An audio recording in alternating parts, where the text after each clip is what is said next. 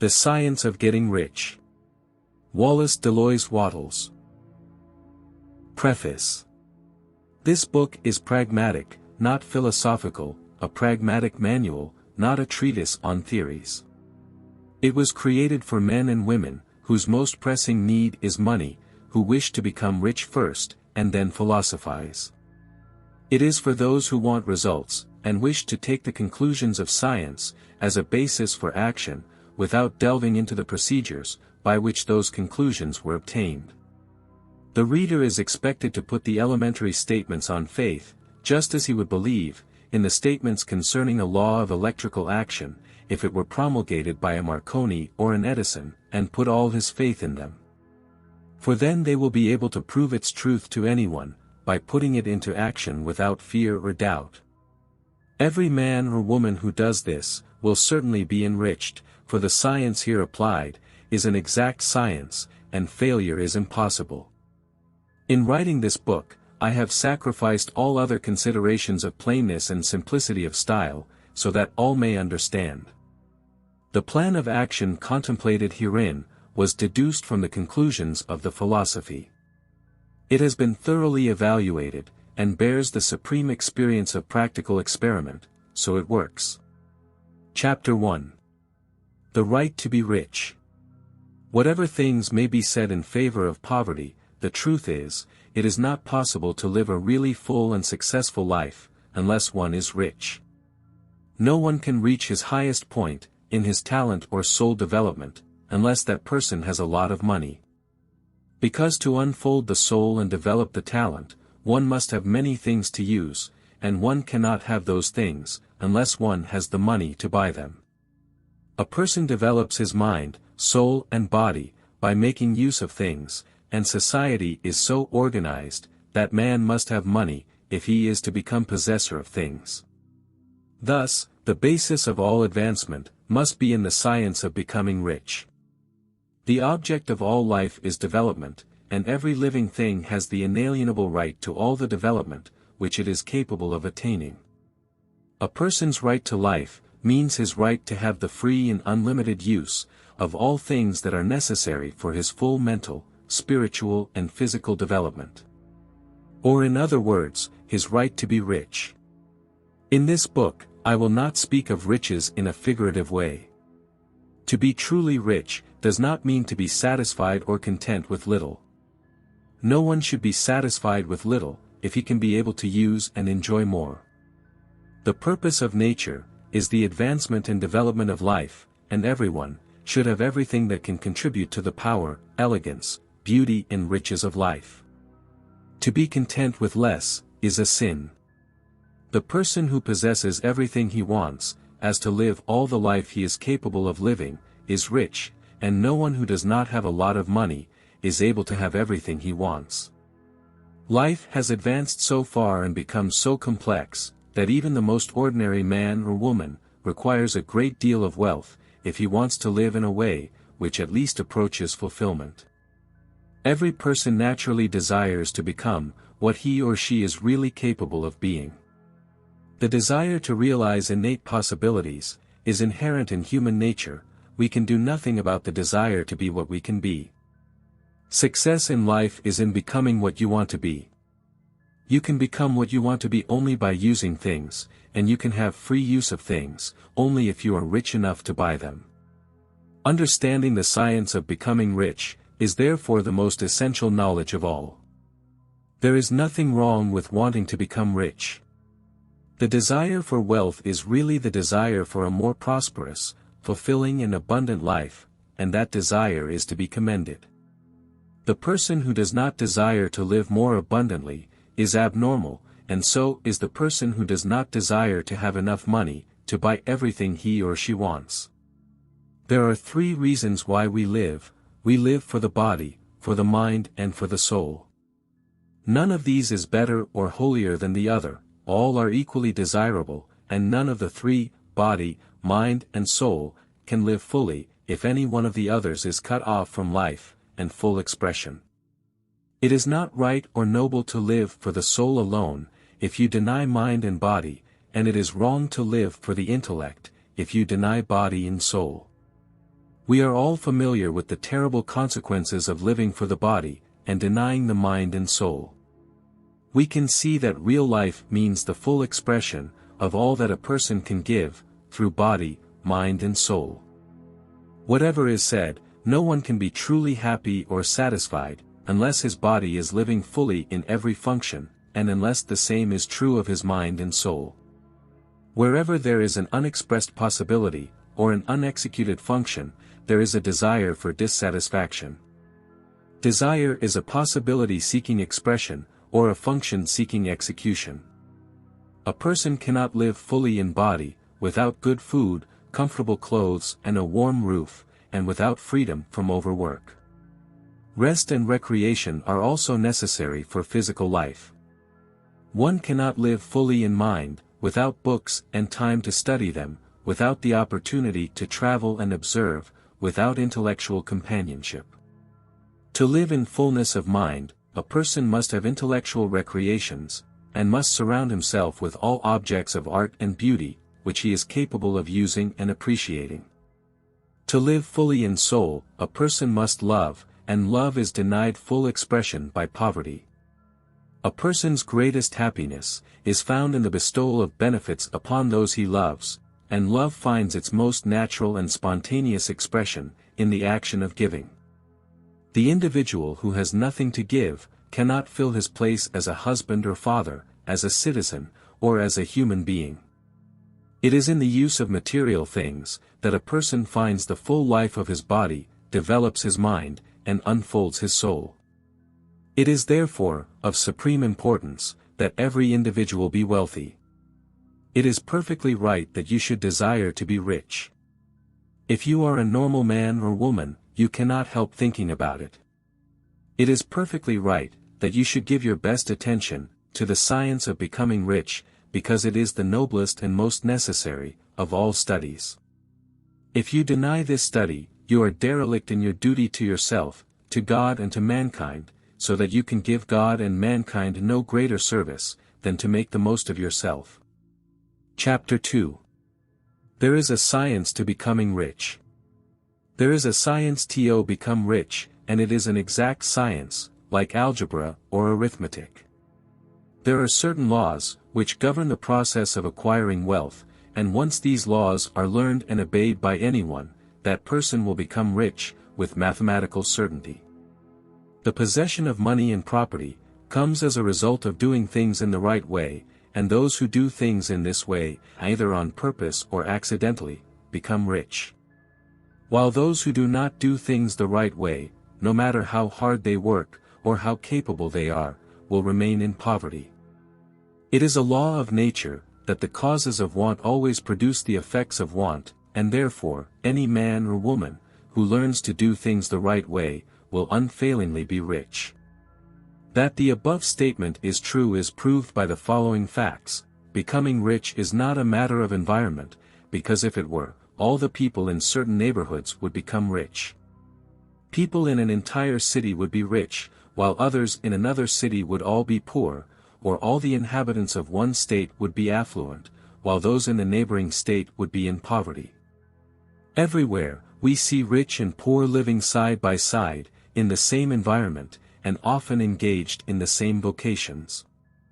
When two people are in the same locality, and in the same business, and one becomes rich, while the other remains poor, it becomes evident that becoming rich is not primarily a matter of environment. It is true that some environments may be more favorable than others. But having two people in the same business, who are in the same neighborhood, and one becomes rich while the other fails, this indicates that becoming rich is the result of doing things the right way. Moreover, the ability to do things this way is not only due to the possession of talent. Many people who have great talent always remain poor, while others who have very little talent get rich easily. Studying the people who have become wealthy, we find that they are an average group in all respects, who have no greater talents and abilities than those possessed by anyone else. It is evident that they do not get rich because they have talents and abilities that others do not have, but because they do things the right way. Becoming rich is not the result of saving or economizing. Many mean people are poor, while ample people often become rich. They become rich because they do things that others fail to do. For two people who are in the same business often do exactly the same things, and one gets rich, while the other remains poor, and goes bankrupt. From all these things, we must come to the conclusion that getting rich is the result of doing things the right way. If becoming rich is the result of doing things the right way, and if the causes of wanting always produce the effects of wanting, then any man or woman who can do things that way can become rich. So the whole question is enclosed in the domain of exact science. The question arises here, concerning whether this certain way of doing things may be so difficult that only a few can follow it.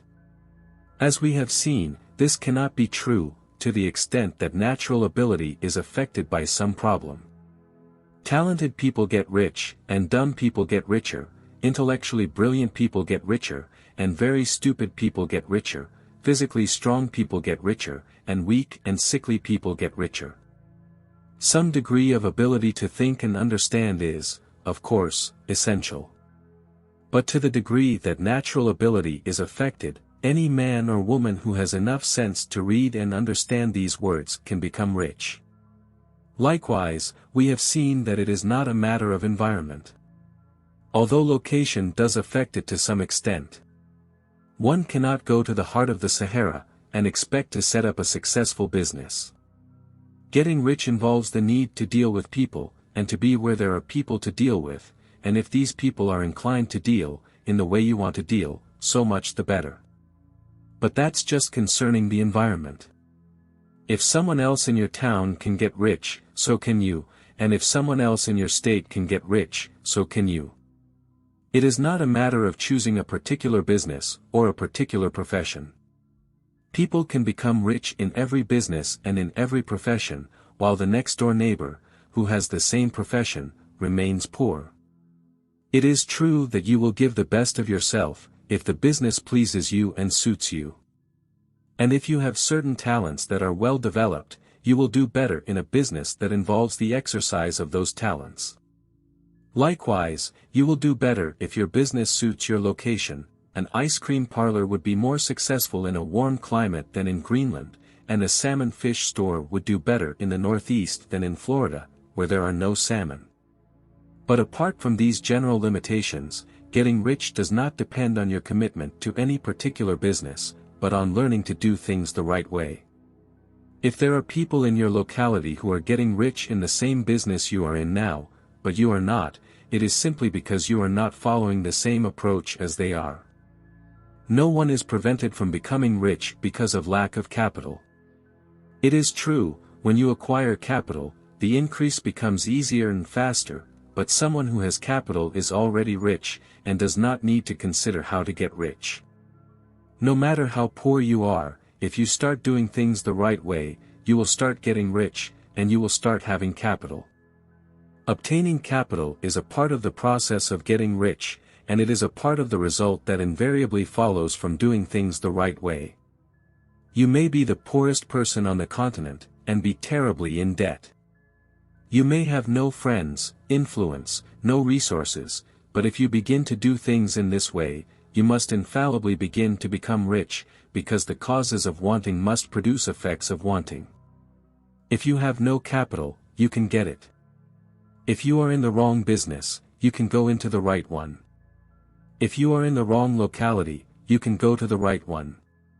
And you can do all this by starting in your present business and in your present locality, to do things in the right way, which always produces success. You must begin to live in harmony with the laws that govern the universe. Chapter 3. Is opportunity monopolized? No one remains in poverty just because others have hoarded wealth, and have set up barriers around it. You may close yourself off from engaging in business along certain lines, but there are other channels open to you. At different periods, the tide of opportunity sets in different directions, according to the needs of the global state, and the particular social evolution that has been achieved. There is an abundance of opportunity, for the person who goes with the flow, rather than the one who swims against it. Thus, workers, whether as individuals or as a class, are not deprived of opportunities. They are not being tied down by their bosses, they are not being punished by corporations, nor by big business. As a class, they are where they are because they are not doing things the right way. The working class can become the master class, when they start doing things the right way. The law of wealth is the same for them, as for all others. They must learn, and they will remain where they are, unless they continue to do things, just as they have done them. The individual worker, however, is not restricted by the ignorance of an entire class. With regard to these laws, he can go with the flow of wealth opportunities, and this book will tell him how. No one is kept in poverty because of scarcity in the supply of wealth, there is more than enough for all. A palace as large as the Capitol in Washington can be built for every family on earth from the building material of the United States alone. With great dedication, this nation would generate an abundance of wool, cotton, linen and silk, as to clothe every individual in the world, with greater elegance, than Solomon could boast in all his glory. Moreover, it would provide enough food, to feed everyone in luxurious style. The visible supply is practically inexhaustible, and it really is. Everything you see on earth, is made of one original substance, from which all things proceed. New forms are continually being created, and old ones are dissolving, but they are all forms assumed by one thing. There is no limit to the supply of amorphous material, or original substance. The universe is made of it, but it was not fully utilized, in the creation of it. The spaces within, between and in between, of the forms of the visible universe, are permeated and filled with the original substance, of the amorphous material, of the raw material of all things. It has been shown, that 10,000 times more could be accomplished, than has been done so far, and still, the supply of the universal raw material would not be exhausted. Therefore, none is poor because nature is poor, or because there is not enough to go around. Nature is an inexhaustible storehouse of riches, and the supply will never run out. The original substance is full of creative energy, and is constantly producing new forms. When the supply of the building material is exhausted, more will be produced. When the land is exhausted, in the production of food and materials for clothing, more land will be renewed or created. When all the gold and silver have been taken out of the earth, and if mankind is at such a stage of social development that it will need gold and silver, more will be produced from the amorphous. The amorphous material responds to the needs of mankind, and it will not let the world be without anything good. It is true of man collectively. The race as a whole is always abundantly rich, and if individuals are poor, it is because they do not follow the right way of doing things, which makes the individual rich. Amorphous matter is intelligent, it is thinking matter. It is alive, and always driven to more life. It is the natural and inherent impulse of life, to seek to live more. It is the nature of intelligence to magnify itself, and that of consciousness, to expand its boundaries, and find full expression. The universe of forms has been created from the materialization of the amorphous and living form, to express itself more fully. The universe is a great living presence, always inherently moving towards more life and fuller functioning. Nature is created for the advancement of life, and it is its urgent motive to increase life. For this, everything that can possibly provide life, is generously facilitated. There can be no scarcity, unless God contradicts himself, and overrides his own creation. You are not poor because of scarcity in the supply of wealth.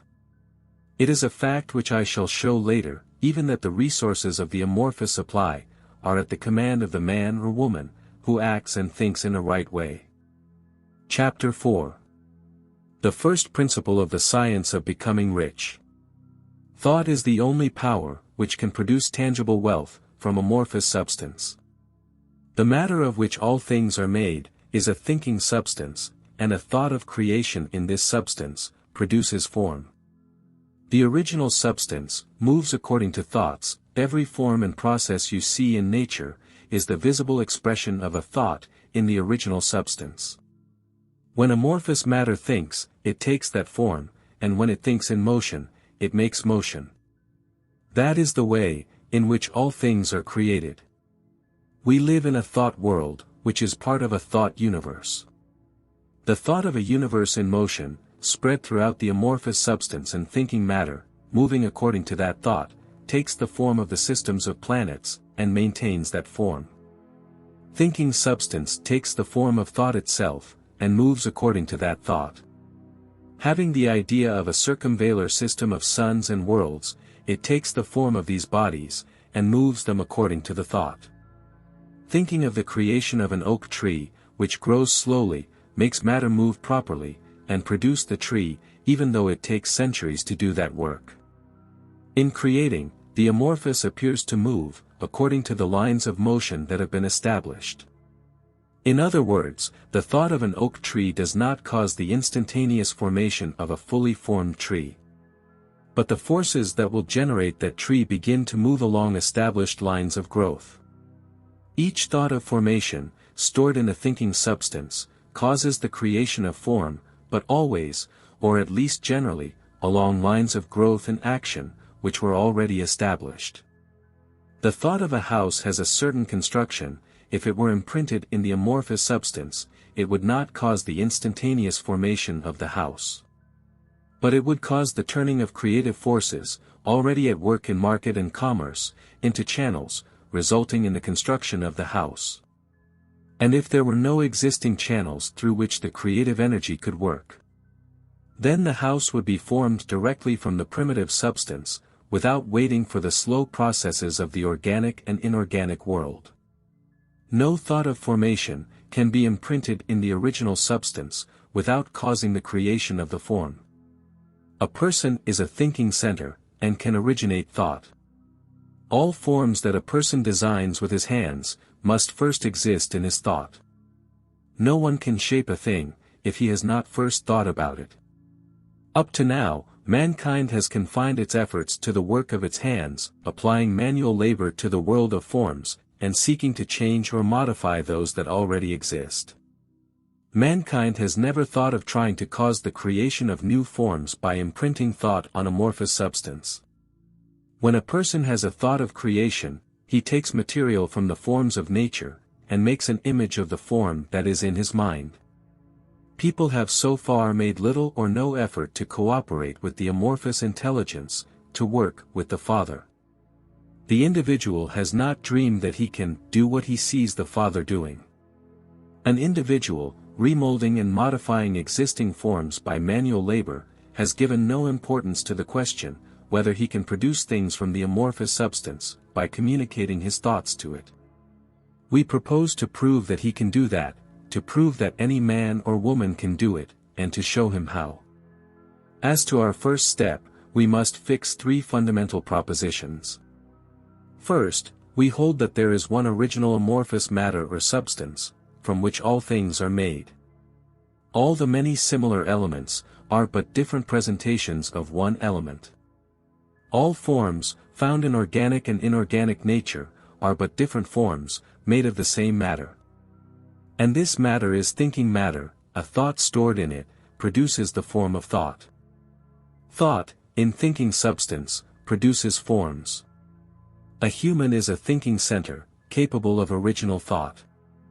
If a person can communicate his thought to the original thinking substance, he can cause the creation or formation of the object he thought of.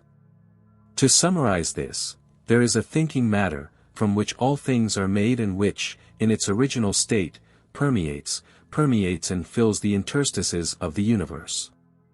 A thought in this substance, produces the object which is imagined by the thought. A person can form things in his thought, and by impressing his thought on the amorphous substance, he can cause the object he intended to create. You may wonder if I can prove these statements, and without going into details, I answer that I can, with logic and experience. To reason from the phenomenon of creation and thought, I arrive at the original and unique thinking substance. And to reason from this substance, I arrive at the personal power to cause the formation of the object being thought of. And derived from the experiment, I find the reasoning true. This is my irrefutable proof. If the person who reads this book becomes rich by doing what he is asked to do, it is supporting evidence of my argument. But if every person does what he is asked to do to get rich, it is proof positive, until someone goes through the process and fails. The theory is true until the process fails, and this process will not fail for all those who do exactly what this book asks them to do to get rich. I have said that people become rich by doing things the right way, and to do that, people must become able to think the right way. The way a person does things is a direct result of the way he thinks about them. To do things the way you want to do them, you will learn to acquire the ability to think the way you want to think. This is the first step to becoming rich.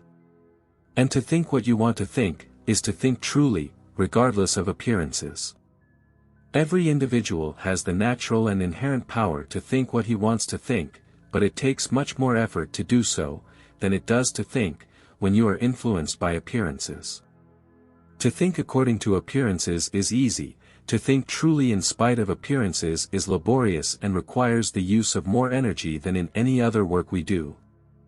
There is no work that makes people give up more than that of consecutive and sustained thinking. It is the most difficult work in the world. It is especially true when truth is contrary to appearances. Every appearance in the visible world tends to produce a corresponding form in the mind that observes it, and this can be prevented only by holding the thought of truth. Looking at the appearances of poverty will produce corresponding forms in your own mind, unless you hold fast to the truth that there is no poverty, there is only abundance. To think of health when you are surrounded by disease, or to think of wealth when you are in the midst of the appearances of poverty, requires a power. But whoever acquires this power becomes a master mind. That person can conquer destiny, and can do whatever he wants. This power can only be acquired by holding on to the basic fact, which is behind all appearances, and that fact is that there is one creative substance from which and by which all things are made. Then we have to hold on to the truth, that every thought stored in this substance becomes a form, and that man can thus imbue his thoughts in it, to make them form and make them visible. When we realize this, we discard all our doubts and fears, because we know that we can create whatever we want, we can have whatever we want to have, and we can be whatever we want to be. As a first step to enrich ourselves, we must believe the three fundamental affirmations, previously stated in this chapter.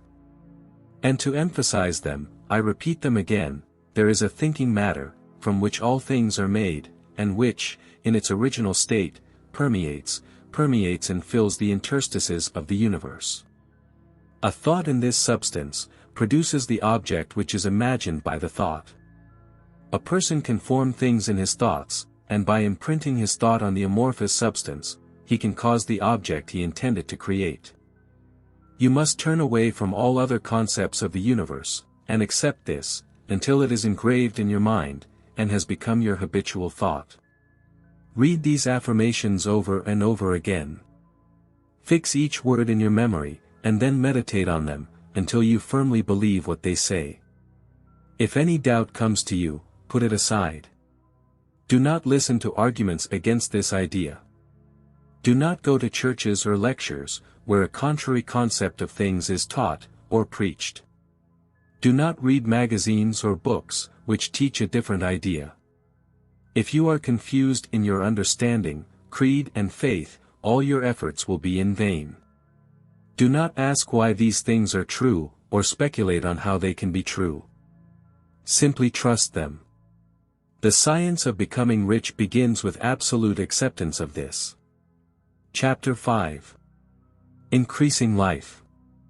You must get rid of the last vestment of the old idea, that there is a God whose will it is that you should be poor, or whose purposes it is to serve by remaining in poverty. The intelligent substance which is all, and is in all, and which lives in all, and in you also, is a consciously living substance. Being a consciously living substance, it must have the natural and inherent desire, for every living intelligence to increase life. Every living thing must continually seek to increase its life, because life, in the mere act of living, must be self-increasing. A seed, falling on the earth, bursts into activity, and in the act of life, produces thousands more seeds. Life, in living, self-multiplies itself. It becomes eternally more, and so it must do, so that it continues to exist. Intelligence is under the same necessity of continuous increase. Every thought we have makes it necessary for us to have another thought. Knowledge is growing every day. Every talent we cultivate brings to mind the desire to cultivate another talent. We are subject to the urge of life, seeking expression, which always leads us to know more, to do more, and to be more. To know more, to do more, and to be more, we must have more. We must have things to use, so that we can learn, do, and be, just by using them. We must become rich so that we can live more. The desire for riches is simply the capacity for greater life-seeking fulfillment. Every desire is the effort of an unexpressed possibility to go into motion. It is the power seeking to manifest that causes the desire. That which makes you want more money is the same thing that makes a plant grow. It is life seeking full expression. The only living substance must be subject to this inherent law of all life. It is imbued with the desire to live more, and that is why it is under the necessity to create things. The one living substance desires to live in and through you. Therefore, it wants you to have all the things you can use. It is God's desire that you be rich. He wants you to be rich, because He can express Himself better through you, if you have all things to use by giving you expression. He can live more within you, if you have unlimited mastery of the means of life. The universe wants you to have everything you want to have. Nature agrees with your plans. Everything is naturally for you. It is essential, however, that your purpose be harmonized with the purpose that is in everything. You must desire real life, not merely the pleasure of sensual gratification. Life is the performance of function, and the individual really lives only when he performs every function, physical, mental, and spiritual, that he is capable of without excess in any. Do not wish to become rich in order to live coquettishly, for the gratification of animal desires. That is not life. But the performance of every physical function is a part of life, and no one lives fully when the body is denied the impulses of normal, healthy expression. Do not wish to become rich only to enjoy mental pleasures, to gain knowledge, to gratify ambition, to outshine others, to be famous. All this is a legitimate part of life, but the person who lives for the pleasures of the intellect will only get a partial life, and will never be satisfied with his destiny.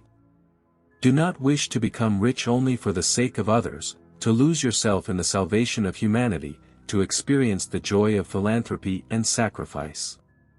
The joys of the soul are only a part of life, and they are not better or nobler than the others.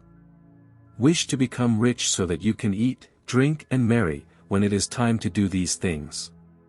That you may surround yourself with beautiful things, visit distant lands, feed your mind, and develop your intellect. So that you can love others, do kind things, and do a good part in helping the world find the truth. Remember that extreme altruism is no better or nobler than extreme selfishness, both are wrong.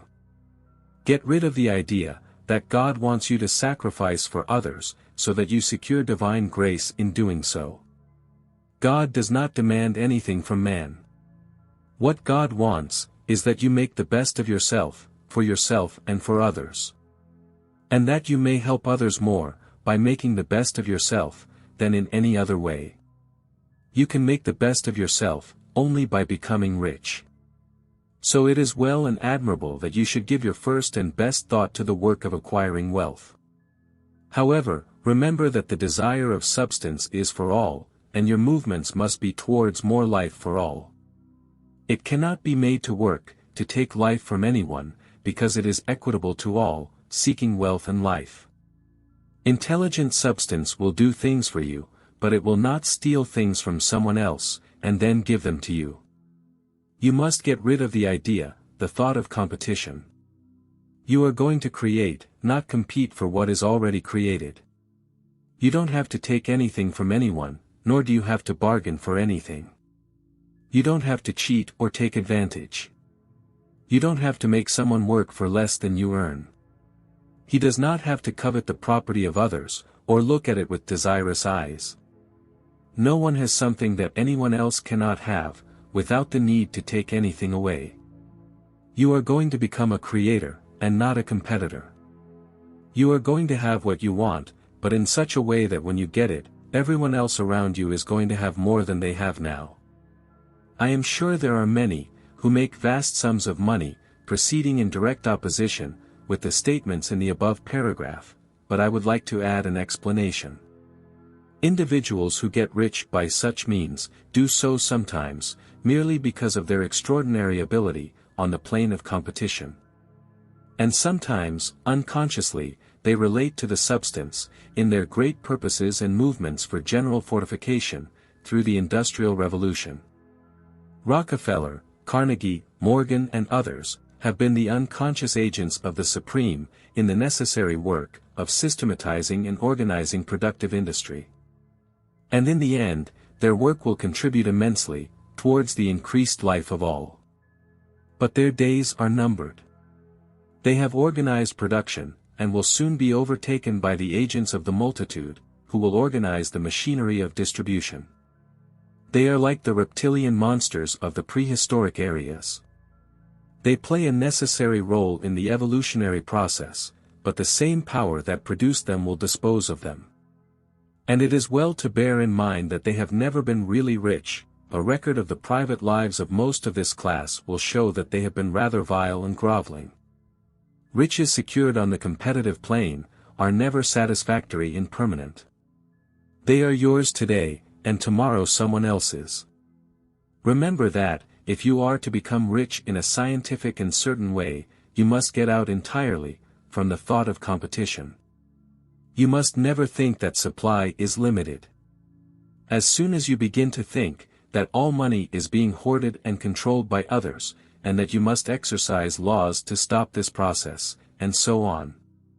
At that moment you fall into the competing mind, and your power to cause creation, goes away for that moment. And what is worse, it will probably stop the creative movements, which you have already started. Know that there are countless millions of dollars, represented in gold in the mountains of the earth, not even discovered. And know that if there were not, more would be created from the thinking substance, in order to satisfy your needs. Know that the money you need will come, even, if it is necessary for 1,000 men to be driven, to discover new gold mines tomorrow. Never look at the visible supply. Look always, at the unlimited riches in the amorphous substance, and know that they will come to you as fast, as you can receive and use them. No one, by hoarding the visible supply, can prevent you from receiving what is yours. So never allow yourself to think for an instant, that all the best places to build will be taken, before you are ready to build your house, unless you hurry. Never worry about the big companies and consortiums, and be frightened because they will come soon to buy everything. Never panic because you think you will lose what you want because someone else will snatch it away. That may not happen. You are not seeking something that is someone else's property, you are causing what you want to be created out of the amorphous substance and limitless supply. Stick to the following statement: there is a thinking matter, from which all things are made, and which, in its original state, permeates and fills the interstices of the universe. A thought in this substance, produces the object which is imagined by the thought. A person can form things in his thoughts, and by impressing his thought on the amorphous substance, he can cause the object he intended to create. Chapter 6. How Wealth Comes to You.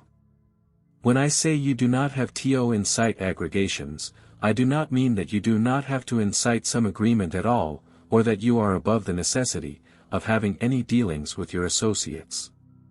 What I mean is that you will not need to bargain with them unfairly. You don't have to get something in return for nothing, but you can give each person something more than you take from them. You cannot give someone more in monetary value than you take from them, but you can give them more in use value than the monetary value of the object you take. The paper, ink and other materials in this book may not be worth the money you paid for it, but if the ideas suggested in it bring you thousands of dollars, you were not cheated by the one who sold it to you. You have been given a great use value, in exchange for a small monetary value. Suppose I have a painting by one of the great artists, which, in a developed society, is worth thousands of dollars. I take it to Baffin Bay, and by my salesmanship, I get a native resident of the place, to give me a bundle of furs valued at $500. I have really fooled him, because he has no use for the painting. It has no use to him, it will add nothing to his life. But suppose now, I give someone a gun valued at $50 in exchange for furs. Thus, he has made a good bargain. He can put the gun to use. It will give him a lot more skins and a lot more food, it will add to his life in every way, and he can make himself rich. When you go from the competitive plane to the creative plane, you can scrutinize your business transactions very strictly. And if you are selling things, which do not add more to someone's life, than what that person gives you in return, you can afford to stop. And if you are in a business that affects people, get out of it immediately. Give everyone more in use value, than you take away in monetary value. Then you will be adding more to the life of the world, in every business transaction. If you have people working for you, you must take from them more in monetary value, than you pay them in salary. But you can organize your business, so that it complies with the principle of progress, and so every employee who wants it, can advance a little bit every day. You can make your business do for your employees, what this book is doing for you. You can conduct your business so that it is a kind of ladder, by which every employee who is in trouble can climb up the ladder to riches himself. And given the opportunity, if he doesn't make it, it won't be his fault. And finally, just because he is about to cause the creation of his riches from the amorphous substance, which permeates everything around him, it will not create what he wants out of nothing, and make it appear before his eyes. If you want a sewing machine, for example, I am not trying to tell you that you should imprint the thought of a sewing machine on the thinking substance, until the machine is formed without hands, inside a room or anywhere else. But if you want a sewing machine, hold the mental image of it, with the most positive certainty, that the machine is being made, or is on its way.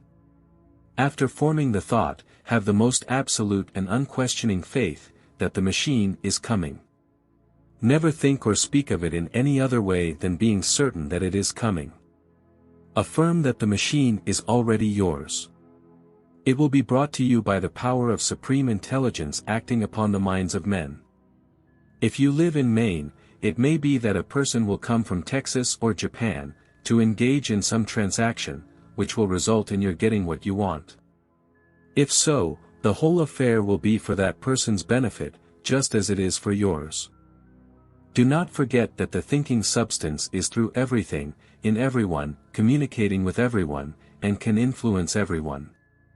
The thinking substance's desire for a fuller and better life has caused the creation of all the sewing machines already made, and may cause the creation of thousands more. Something it will do, when people get moving, with desire and faith, and with proceeding in the right way. You can certainly have a sewing machine in your home, and it is as true, as you can have anything else, or things you want, and which you will use for the progress of your own life, and the lives of others. You need not hesitate to ask abundantly. It is the Father's desire to give you the kingdom, Jesus said. The original substance wants to revive all that is possible in you, and wants you to have all that you can and will use, to live life in the most abundant way. If you fix in your consciousness the fact, that your desire for wealth, is one with the desire for supreme power, for fuller expression, your faith becomes invincible. I once saw a child sitting at a piano, vainly trying to get harmony out of its keys. I saw that he was distressed and angry, because of his inability to play real music. I asked him the cause of his irritation, and he replied, "I can feel the music in me, but I can't get my hands to do it right. The music in him was the urgency of the original substance, enclosing all the possibilities of all life. All that there was of music, was seeking expression through the child. God, the only substance, tries to live, do and enjoy things, through humanity. He tells us, I want hands to build beautiful structures, play divine harmonies, make glorious paintings. I want feet to do my errands, eyes to see my beauties, tongues to speak mighty truths, and sing wonderful songs, and so on. All that there is of possibility, is seeking expression through people. God wants those who can play music, have pianos and any other instruments, and have the means to cultivate their talents, to the fullest expression. He wants those who can appreciate beauty, to be able to surround themselves with beautiful things. He wants those who can discern the truth, to have every opportunity to travel and observe. He wants those who can appreciate a dress, adorn themselves with beautiful clothes, and those who can taste the best food, enabling them to be luxuriously nourished. He wants all these things, because it is He Himself who enjoys and appreciates them, they are His creation. It is God who wants to represent, sing and enjoy beauty, and proclaim the truth, and to wear fine clothes, and eat good food. It is God who works in you, to desire and to do, said the Apostle Paul. The desire you feel for riches is the infinite, seeking to express itself in you, as it sought to express itself in the boy at the piano. So you need not hesitate to ask big. Your task is to focus, and express that desire to God, although this is a difficult subject, with most people. They still hold to some of the old idea that poverty and self-sacrifice are pleasing to God. They follow poverty as if it were part of the plan, a necessity of nature. They have the idea that God has finished His work, and done all He could, and that most people must be poor, because there is not enough to go around. They cling so much to this erroneous thought, that they feel sorry to ask for wealth. They try to want no more than a very modest capacity, just enough to be barely in mediocrity.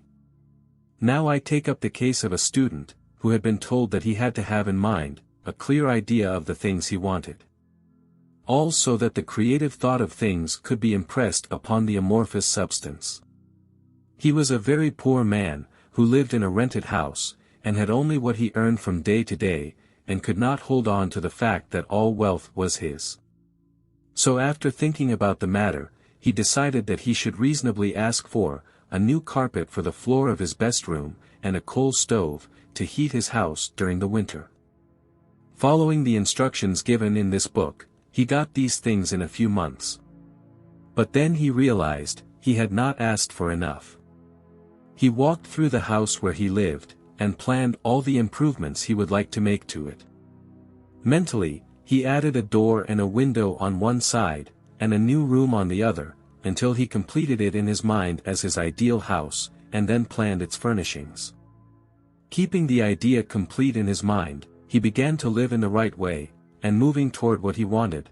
Now he has that house, which he remodeled, after the formation of his mental image. And now, even with great faith, he is going for better things. This happened to him according to his faith, and so it is with you, and with all of us. Chapter 7. Gratitude. The examples given in the last chapter, will have led the reader, to the fact that the first step in becoming rich, is to bring the idea of your desires, into amorphous substance. This is true, and he will see that to do so, it is necessary to relate to the amorphous intelligence, in a harmonious way. To secure this harmonious relationship, it is a matter of vital and paramount importance, to give place to your discussion and to give you instructions. If you follow them, they will be accurate in bringing you into perfect harmony with the supreme power or God. The whole process of mental adjustment and harmonization can be summed up in one word: gratitude. First, you must believe that there is an intelligent substance, from which all things proceed. Second, believe that this substance gives you everything you desire. And third, associate yourself with it, through a deep and immense sense of gratitude. Many people who order their lives strictly, in one way or another, are poor because of their lack of gratitude. Having received a gift from God, they cut the cord that connects them to Him, by failing to make the recognition. It is easy to understand that the closer we live to the source of wealth, the more wealth we will receive. And it is also easy to understand that the soul, which is always grateful, lives in closer contact with God than the one who never seeks Him in the recognition of gratitude. The more we fix our minds in gratitude with the Supreme, when good things come to us, the more things we will receive, and the faster they will come to us. And the reason is simply that the mental attitude of gratitude brings the mind into close contact with the source from which blessings come. If it is new to you that the idea that gratitude brings the mind into close harmony with the creative energies of the universe, consider it good, and you will see that it is true. The good things you already have come to you, along the line of obedience to certain laws. Gratitude will guide your mind, through the way things come, and keep you in close harmony with creative thinking, and prevent you from falling into competitive thinking. Only gratitude will keep your gaze towards the whole, and prevent you from falling into the error of thinking that the supply is limited, and doing what would be fatal to your hopes. There is a law of gratitude, and it is absolutely necessary that you follow the law, if you want to get the results you want. The law of gratitude is the natural principle, that action and reaction are always equal, and in opposite directions. The grateful expansion of your mind in praise of gratitude, with supreme intelligence, is a liberating or expanding force. You can reach that which was intended, and the reaction is an instantaneous movement towards you. If you draw near to God, He will draw near to you. That is the statement of psychological truth. And if your gratitude is strong and constant, the reaction in the amorphous substance will also be strong and constant, the movement of the things you want will always be toward you. Note the grateful attitude that Jesus took, how He always seemed to say, "I thank you, Father, that you always hear me." You cannot exert much power without gratitude, because it is gratitude which keeps us connected with power. But the value of gratitude is not only to give you more blessings in the future. Without gratitude, you cannot avoid unhappy thoughts concerning the way things are. The moment you allow your mind to dwell on dissatisfaction with the way things are, you begin to lose ground. Fix your attention on the common, the ordinary, the poor, the squalid and the bad, and your mind takes the form of these things. It will then transmit these forms to the amorphous. And the common, the poor, the squalid and the bad will come to you. To allow your mind to dwell in the lower, is to become lower, and to surround yourself with lower things. On the other hand, to fix your attention on the best, is to surround yourself with the best, to become the best. The creative power within us, makes us the image, to which we give our attention. We are also made of thinking substance, and it always takes the form of what is thought. The grateful mind is constantly fixed on the best. Therefore, it tends to become the best. Take the form or character of the best, and you will receive the best. Faith is also born of gratitude. The grateful mind continually hopes for good things, and hope becomes faith. The reaction of gratitude upon our own mind produces faith, and every ripple that comes from gratitude increases faith. The person who has no sense of gratitude cannot long maintain a living faith, and without a living faith, you cannot become rich in the creative way, as we shall see in the following chapters. It is necessary, then, to cultivate the habit of being grateful for every good thing that goes towards you, and to give thanks constantly. And because all these things have contributed to your advancement, you should include all things in your gratitude.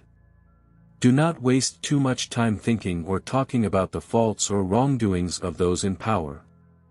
The organization of the world that they have made has created your opportunity, everything you have really comes to you because of them.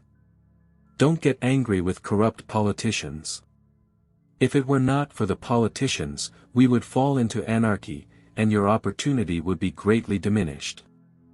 God has worked long and patiently to bring us to where we are, in industry and government, and He will continue His work.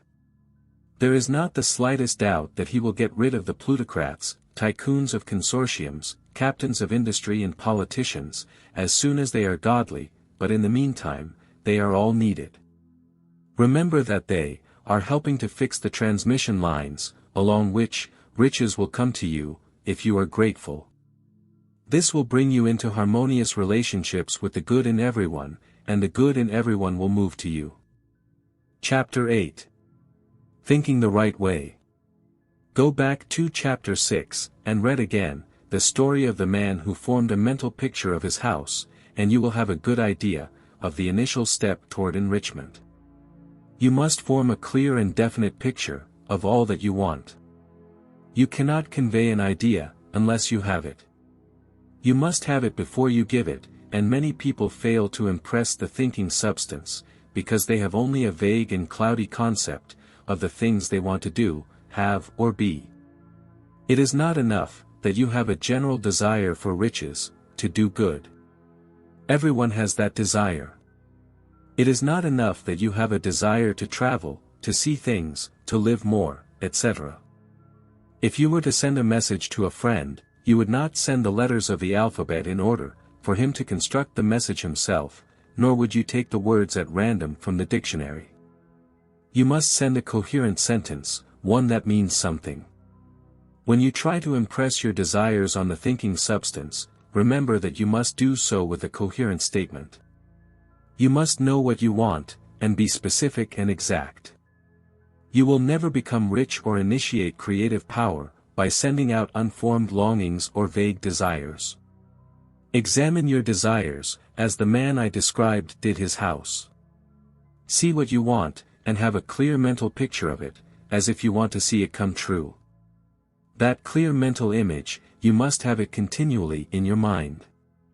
As the sailor has in his mind the port, to which he is going to take the ship, you must keep your face towards the image, during all the time.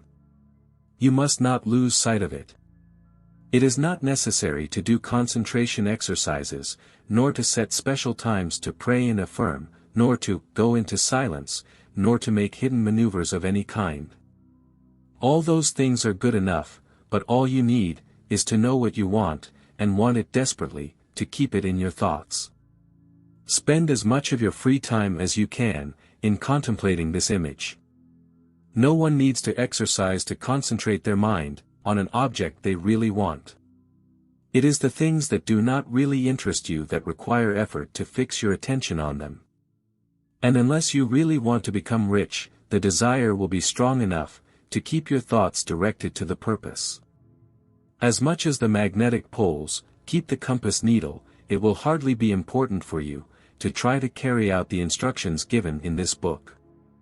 The method here set forth is for people whose desire for riches is strong enough to overcome mental laziness and love of ease, and make them work. The clearer and more exact you make the picture, and the more you dwell on it, bringing out all its charming details, the stronger your desire will be. And the stronger your desire, the easier it will be to keep your mind fixed on the image of what you want. However, it takes more than merely looking at the clear image. If that is all you do, you are only a dreamer, and you will have little or no power of realization. Behind your clear vision, there must be the purpose to realize it, to bring it out of intangible expression. And behind this purpose, there must be an invincible and unshakable faith, that the object is already yours, that it is at hand, and that you have only to take it. Live in a new house, mentally, until it takes shape physically around you. In the mental realm, enter immediately into the full rejoicing of all the things you want. Whatever you ask for when you pray, believe that you receive it, and you shall have it, Jesus said. See all the time the things you want, as if they were already around you. See yourself having them and using them. Make use of them in imagination, just as you would use them when they are in your hands. Reside in your mental image, until it is clear and distinguishable, and then take the mental attitude of belonging toward all that is in that image. Take possession of it, in mind, in full faith, that it is indeed all yours. Hold on to this mental possession. Do not lose yourself for an instant, in the faith that it is real. And remember, what was said in the previous chapter about gratitude, be grateful for this, for as long as you wait for it all to take shape. The person who can thank God sincerely, for the things he has so far, and that he has in the imagination, has real faith. This one will become rich, and will cause the creation of whatever he wants. He does not need to pray repeatedly, for the things he wants. He does not need to tell God every day. Your task is to intelligently formulate your desire, for the things that make your life better, arrange this desire into a coherent whole. And then imprint the whole desire on the amorphous substance, which has the power and the will, to give you everything you want. Do not make this impression by repeating a series of words, do it by holding the vision, with the firm purpose of achieving it, and with the unalterable faith that you will achieve it. The answer to prayer is not according to your faith when you speak, but according to your faith when you work. You cannot impress the mind of God by having a Sabbath day, to tell him what you want, and then forget it for the rest of the week. You cannot impress him, by having special times to go into your closet and pray, and then dismiss the matter from your mind, until it is time to pray again. Oral prayer is good enough and has its effect, especially on yourself, in clarifying your vision and strengthening your faith, but it is not your oral requests that get you what you want. To be enriched you don't need a sweet hour of prayer, you do need to pray without ceasing. And by praying, I mean holding fast to your vision, with the purpose of causing your creation in a solid way, and the faith that it will do so. Believe that you receive them. Once you have clearly formed your vision, all matter is inclined to receive. When you have formed it, it is good to make an oral affirmation, and address the supreme gratitude. Then, from that moment on, you should, in the mind, receive what you ask for. Live in a new house, put on fine clothes, get into a car, go on a trip, and confidently plan wonderful journeys. Think and express the things you asked for, in terms of the present. Imagine an environment and a financial condition, exactly as you want them, and live all the time in that mental environment, and financial condition, until they take physical form. However, be careful that you do not do this as a mere dreamer, and builder of castles in the air. Hold fast to the faith, that the imaginary is being realized, and to your purpose to realize it. Remember that it is faith and purpose, in the use of imagination, that makes the difference, between the scientist and the dreamer. And having learned this fact, it is here that you must learn the correct use of the will. Chapter 9. How to use the will. To become wealthy in a scientific way, you need not apply your willpower to anything else but yourself. In any case, you have no right to do otherwise. It is wrong to apply your will on other men and women, to get them to do what you want them to do. It is as blatantly wrong to force people with mental power as it is to force them with physical power. If you force people to do things for you by physical force, it reduces them to slavery, and forcing them with mental power means accomplishing exactly the same thing. The only difference is the methods. If taking things away from people is theft, then taking things away with mental power is also theft. There is no difference in principle. You do not have the right to use your willpower on another person, not even, for his sake, because you do not know what is convenient for him. The science of becoming rich does not require you to apply the power of force on another person, in any way. There is no slight need to do so. In truth, any attempt to use your will over others will only defeat your purpose. You do not need to apply your will upon things, to force them to come to you. That would simply be trying to force God, and it would be foolish and useless. You do not have to force God to give you good things, it would be like using willpower, to make the sun rise. You do not have to use your willpower, to conquer an unfriendly God, or make stubborn and rebellious forces fulfill your requests. Substance is your friend, and is more eager to give you what you want, than what you should receive. To become rich, you need only use your willpower with yourself. When you know what to think and what to do, you must then use your will, in forcing yourself to think, and do the right things. That is the legitimate use of the will in getting what you want. Use it to hold on to the right course. Use your will to keep yourself thinking, and acting in the right way. Don't try to project your will, your thoughts, or your mind out of space, just to act on things or people. Keep your mind at home. It can accomplish more there than anywhere else. Use your mind to form a mental picture of what you want, and hold that vision with faith and purpose. And use your will to keep your mind working in the right way. The firmer and steadier your faith and purpose, the faster you will become rich, because you will make only positive impressions in substance, and not neutralize or unbalance them with negative impressions. The image of your desires, held with faith and purpose, is occupied by the amorphous and permeates it, over great distances, throughout the universe, throughout all that we know. As this impression expands, all things are fixed, so that they move towards its realization. Every living thing, every inanimate thing, and things that have not been created, move to become what you want. All things begin to be induced in that direction. All things begin to move towards you. The minds of people everywhere are influenced to do the things necessary to fulfill your desires and work for you unconsciously. But you can check all this, by starting a negative impression on the amorphous substance. It is so true, that doubt or unbelief, makes everything move away from you, as faith and purpose bring everything closer to you. It is by not understanding this, that most people fail. Every hour or moment that you spend attending to your doubts and fears, every hour that you spend worrying, every hour that your soul is possessed by unbelief, sets a current of alienation, in the realm of intelligent substance. All promises are upon those who believe, and upon them alone. Since faith is what matters, it is necessary for him to guard his thoughts. And as your faith is shaped to a greater extent, by the things you observe and think, it is important that you carefully control, to the things you attach importance. And here the will comes into use, because it is through your will, that you determine what things you will fix your attention on. If you want to become rich, you should not make a study of poverty. Things do not materialize by thinking about their opposites. Health is never attained by studying and thinking about disease.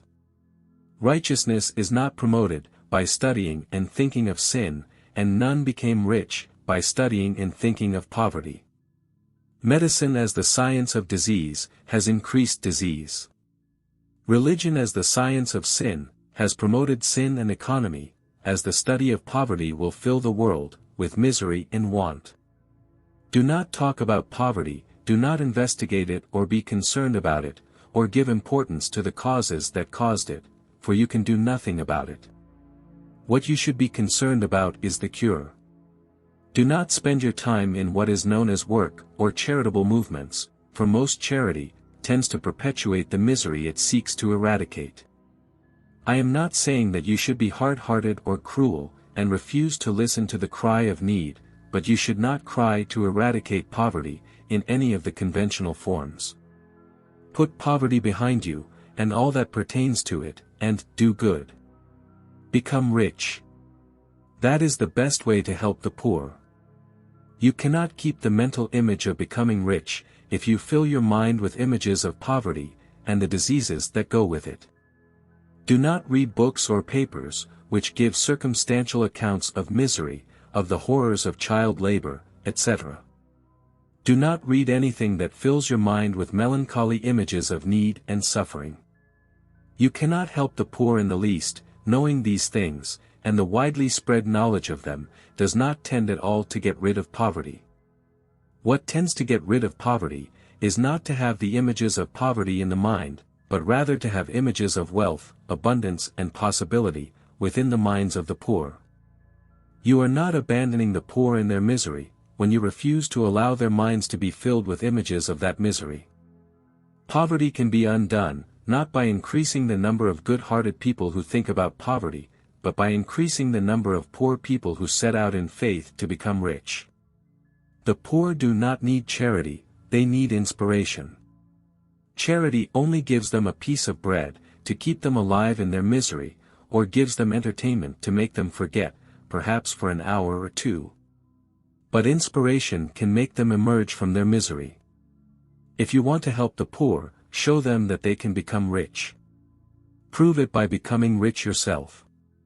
The only way poverty will be eradicated from this world is to get a large and steadily growing number of people to practice the teachings of this book. People must be taught how to become rich through creation, not competition. Every person who becomes rich by competition, knocks down the ladder he climbs, while others stay down. Every person who becomes rich by creation, opens a path for others to follow, and inspires them to do so.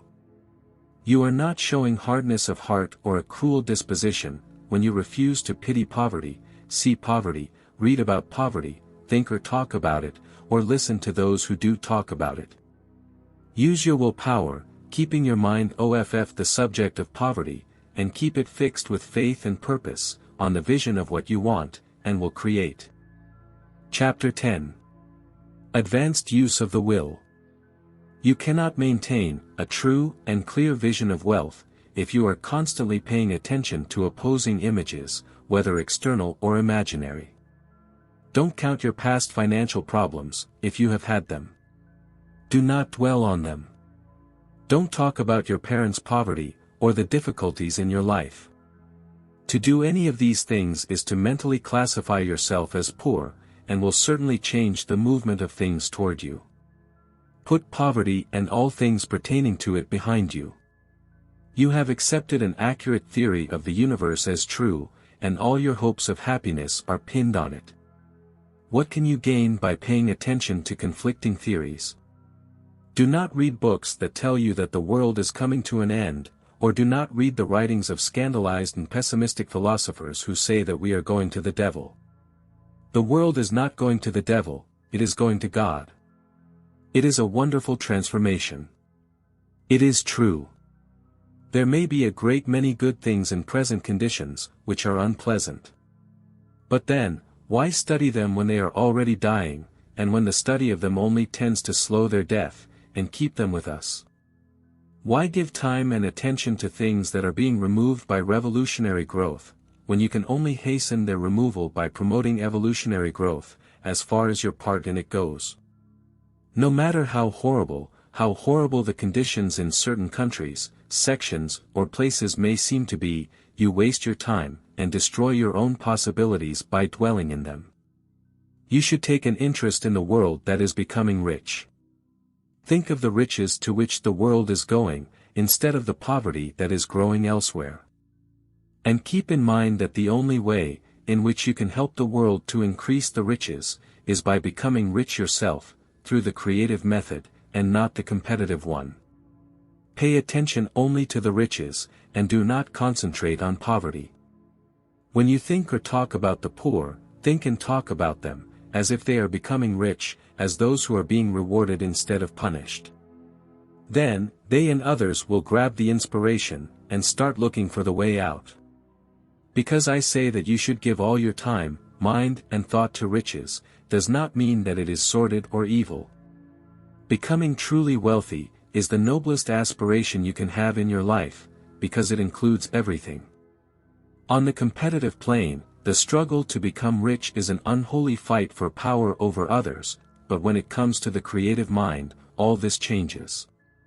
Whatever is possible in the way of greatness, of service and high effort, comes by way of becoming rich, because everything is possible by the use of things. You cannot aspire to anything greater and more valuable, I repeat, as becoming rich. So you must fix your attention, on your mental image of wealth, to the exclusion of everything, whatever may tend to obscure or cloud that vision. Some people remain in poverty, because they are ignorant of the fact that there is wealth for them, and this can best be taught, by showing them the form of opulence, in their own person and practice. Others are poor because, while they feel that there is a way out, they are too indolent intellectually, to put forth the mental effort necessary, to find the way and walk the path. Others still are poor because, while they have some notion of science, they have become so bogged down and lost in the maze of theories that they do not know which way to turn. They try a mixture of many systems, and fail in all of them. For these people, the best way is to show them the right way, by your own example and practice. The best thing you can do for the world is to make the best of yourself. You cannot serve God and humanity in any more effective way than by becoming rich. That is, if you become rich by the creative method, and not by the competitive one. Another thing. We maintain that this book gives in detail, the principles of the science of becoming rich, and if this is true, you need not read any other book on the subject. This may seem closed and self-serving. But consider, there is no other scientific method of computation, in mathematics, than addition, subtraction, multiplication and division, and there is no other possible method. There is only one best distance between 2 points, and it is the shortest. There is only one way to think scientifically, and that is to think in a way that leads to the simplest and most direct route to the goal. No one has formulated a system, more summarized or less complex than the one proposed here. It has stumbled on everything non-fundamental. When you begin this, put all the others aside. Put them all out of your mind, and read this book every day. Keep it with you. Keep it in your memory, and do not think of any other systems or theories. If you do, you will begin to have doubts and be uncertain, so you will fluctuate in your thinking, and begin to fail. After you have done the right thing, and become rich, you can study all other systems, as well as you want. And read only the most optimistic comments, from the world news, those that are in harmony with your created image. Do not dabble in theosophy, spiritualism or related studies. Perhaps the dead are still alive and around, but if so, leave them alone, mind your own business. Wherever the spirits of the dead are, they have their own work to do, and we have no right to interfere with them. We cannot help them, and it is very unlikely that they can help us, even if we have any right to trespass into their space. Leave the dead and the afterlife alone, and solve your own problem, which is to become rich. If you begin to mingle with the occult, you will begin a crossing of currents, which will surely wreck your hopes.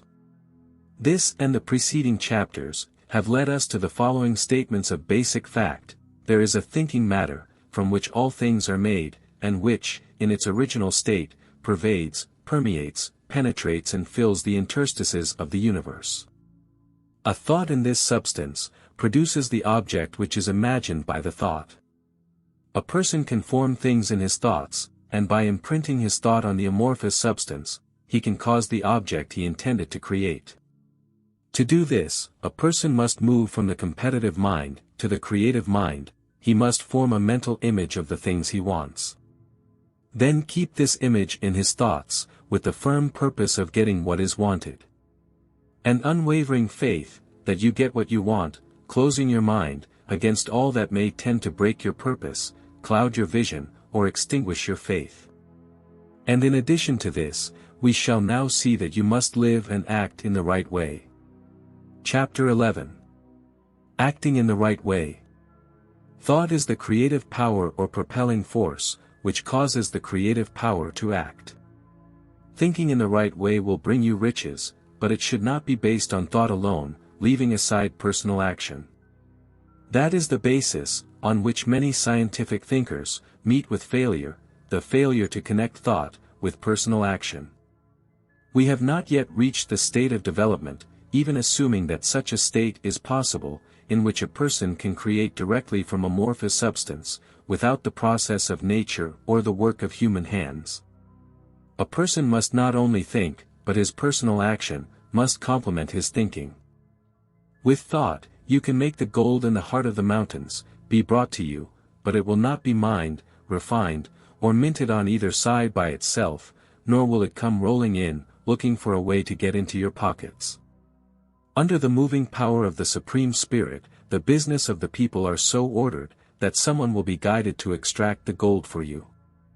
Business transactions will be directed, so that the gold will come to you. And you must have your own business, so that you will be able to receive it, when it comes to you.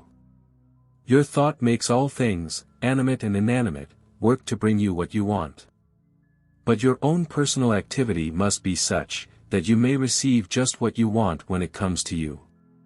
You must not take it as charity, nor must you steal it. You must give each man more in use value, than he gives you in monetary value. The scientific use of thought consists in forming a clear and distinct mental image of that which you want, holding fast to your purpose to have what you want, and materializing with great faith that you will receive what you want. Do not try to project your thought in a mysterious or hidden way, with the idea of making it come out and do things for you. That is a waste of effort, and will weaken your power to think healthily. The action of thought in becoming rich is clearly explained in the preceding chapters. Your faith and purpose positively impress your vision upon the amorphous substance, which has the same desire for more life than you have. And this vision, received from you, puts all the creative forces at work, within and through their regular channels of action, but directed at you. It is not your task to guide or supervise the creative process. All you have to do is hold on to your vision, hold on to your purpose, and keep your faith and gratitude. But you must act in the right way, so that you can appropriate what is yours, when it comes to you, and so you can find the things you have in your image, and put them in the right places as they come. You can really see the truth of it. When things come to you, they will be in the hands of others, who will ask you for an equivalent for them. And you can only have what is yours, by giving the other person what is legally his. Your purse will not be transformed into a bag of fortune, which will always be full of money, without any effort on your part. This is the crucial point in the science of becoming rich, right here, where personal thought and action must be combined. There are many, many people who, consciously or unconsciously, put the creative forces into action, with the strength and persistence of their desires, but who remain poor, because they do not give to receive the things they want, when they come. With thought, whatever you want is brought to you. With action, you receive it. Whatever your action, it is evident that you must act now. You cannot act in the past, and it is essential to the clarity of your mental picture that you put the past out of your mind. You cannot act in the future, because the future has not yet arrived. And you cannot say how you want to act in a future eventuality until that eventuality has arrived. Because you are not in the right business or environment now, do not think that you must postpone action until you find the right business or environment. And don't spend time in the present, thinking about how you will solve future emergencies. Have faith in your ability to deal with emergencies when they come. If you act in the present, with your mind in the future, your present action will be split-minded and ineffective. Put your mind in the present. Do not lead your creative impulse to the original substance, and then sit back and wait for the results. If you do, you will never get anything. Act now. There is no better time than now. If you want to get ready to receive what you want, you must start now.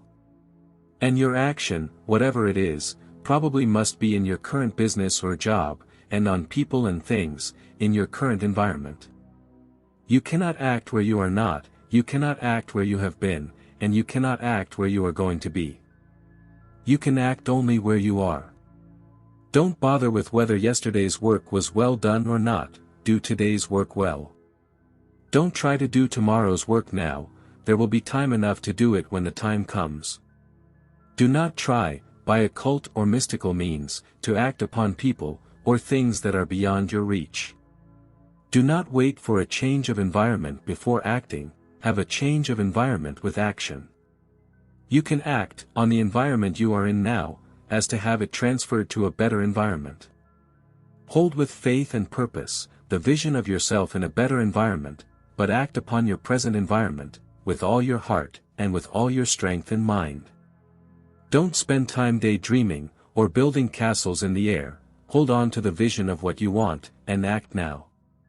Don't set out looking for some new thing to do, or some strange, unusual or remarkable action to do, as a first step to becoming rich.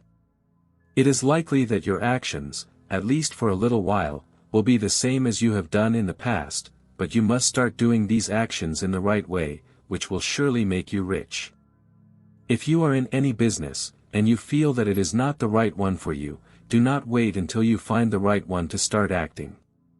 Don't feel discouraged or sorry because you are in the wrong place, so you can't find the right one, and no one is in the wrong business, so you can't get the right one. Keep the vision of yourself, in the right business, for the purpose of getting there, and the faith that you will get there and are getting there, but act in your present business.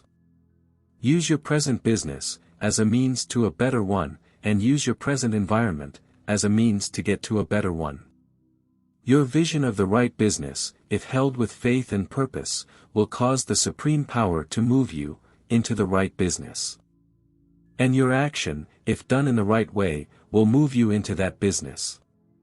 If you are an employee or a wage earner, and you feel that you must change places to get what you want, do not project your thought into space, and trust it to get you another job. You will probably fail to do so. Hold the vision of yourself in the job you want, while acting with faith and purpose in the job you have, and you will certainly get the job you want. Your vision and faith will set the creative force in motion to bring it to you, and your action will cause the forces in your own environment to move you to the place you want. Closing this chapter, we will add another statement to our summary: there is a thinking matter, from which all things are made, and which, in its original state, pervades, permeates, penetrates and fills the interstices of the universe. A thought in this substance produces the object which is imagined by the thought. A person can form things in his thoughts, and by imprinting his thought on the amorphous substance, he can cause the object he intended to create. To do this, a person must move from the competitive mind to the creative mind. He must form a mental image of the things he wants, and hold this image in his thoughts, with the firm purpose of getting what he wants, and the unwavering faith that he gets what he wants. Closing your mind, against all that may tend to break your purpose, cloud your vision, or extinguish your faith. So in order that he may receive what he wants when it comes, a person must act now, upon the people and things in his present environment. Chapter 12. Efficient Action. He must use his thought, as indicated in the preceding chapters, and begin to do what he can do where he is, and he must do all he can where he is. You can only advance, by being greater than your present place, and no one is greater than his present place, when the work pertaining to that place is left undone. The world advances only for those who fully fill their present place. If no one fully fills their present place, you can see that there is a regress in everything. Those who do not fully fill their present places are dead weight in society, government, commerce and industry. They must be carried by others at great cost. The progress of the world is slowed only by those who do not fill their place. They belong to an ancient age, and their tendency is towards degeneration. No society could advance, if all were smaller than their place. Social evolution is guided by the law of physical and mental evolution. In the animal world, evolution is caused by the excess of life. When an organism has more life than it can express in the functions of its own plane, it develops the organs of a higher plane, and a new species originates. There would have been no new species, but for the organisms which filled their places. The law is exactly the same for you. Becoming rich depends on your application of this principle to your own business. Every day can be a success or a failure, and it is the successful days that bring you what you want. If every day is a failure, you can never become rich, while if every day is a success, you cannot fail to become rich. If there is something that can be done today, and you don't do it, you have failed as far as that work is concerned, and the consequences can be more disastrous than you imagine. You cannot foresee the results of even the most trivial case.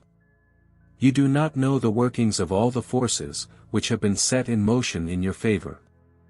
Much may depend on what is done in a single act, and it may be that very thing that opens the door of opportunity to a great many possibilities.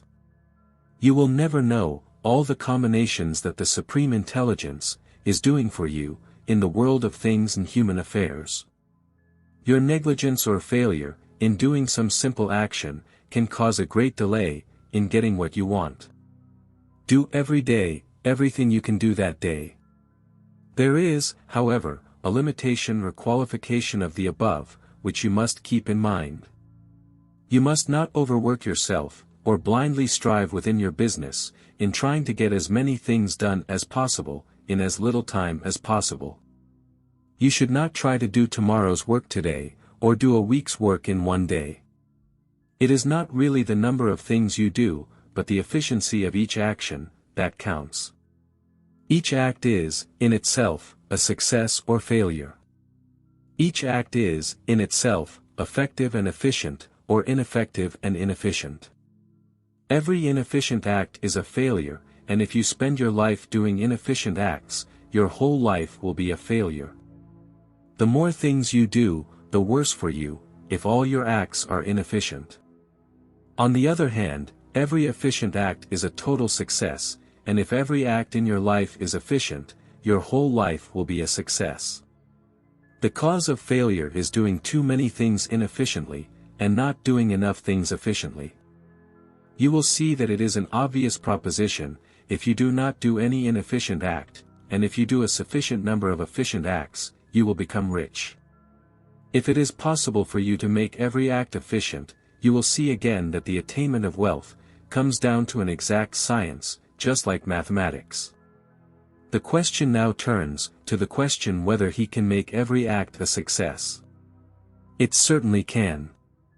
You can make every act a success, because all power is working with you, and all power does not fail. Power is at your service, and to make every act efficient, you have only to put power into it. Every action is either strong or weak, and when an action is strong, you are acting in the right way, which will make you rich. Every act can be made strong and effective by keeping your vision while doing it, and putting all the power of your faith and purpose into it. It is at this point that people who separate mental power from mental action fail. They use the power of mind in one place and time, and act in another way, in another place and time. So their acts are unsuccessful, also, much of them are inefficient. But if all power goes into every act, no matter how common, every act will be a success. And since it is the nature of things, that each success opens the way to other successes, your progress toward what you want, and the progress of what you want toward you, will become more and more rapid. Remember that successful action is cumulative in its results.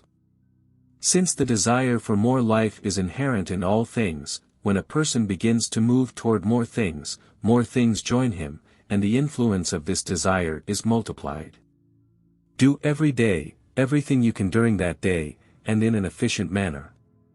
By saying that you must keep your vision, while doing every act, whether trivial or common, I do not mean that it is necessary to see all the time the clear vision of its minutest details.